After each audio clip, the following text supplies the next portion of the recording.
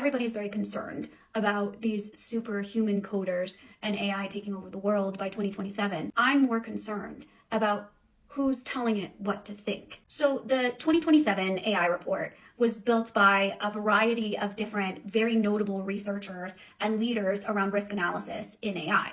And really the point of this very cool collaborative report was to influence policy, to be like, this is what research, actual science shows might happen if you don't get it together and start to regulate AI policy. And it's all built around this concept of artificial superintelligence that emerges by 2027. And the scenario that they have escalates very rapidly, with AI becoming fully autonomous and far superior to human coders, not only with coding, but just basic intellectual tasks. And that's when this superintelligence is achieved. The major impacts here we talk about are obsolete programming jobs, a huge, massive shift in the workforce, sudden integrations of AI business consulting. Who's doing that? An enormous social disruption. We could spend all day in talking about the what ifs in these types of reports. I do think it's incredibly important for them to influence certain policies, but what we're going to focus on is kind of the realist approach of what's actually going on here.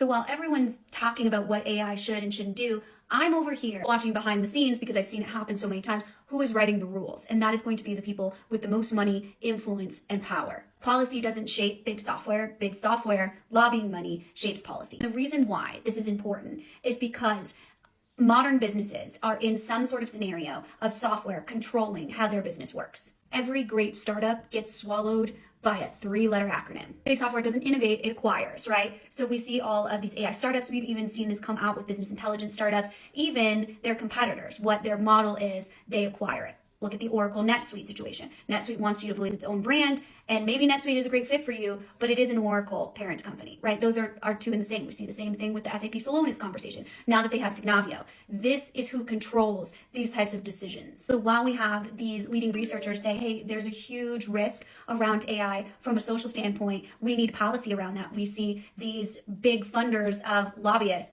They're over here like, yeah, I'll help draft that compliance language. I'm going to take the 70% of the global transactional economy that I control and make sure that those different systems are using my AI influence. When one company that is not yours impacts your financial systems, your supply chain visibility, and now the AI layer of your organization, you're not a customer. You guys, you're a captive. And this is only going to get worse with their influence over how this is shaping this new policy in real time. So while everyone's running around here in chaos, wondering, is a robot going to take my job? Big software is quietly locking you in to controlling your entire business ecosystem and using your data as a ransom mechanism. Obviously, change is coming.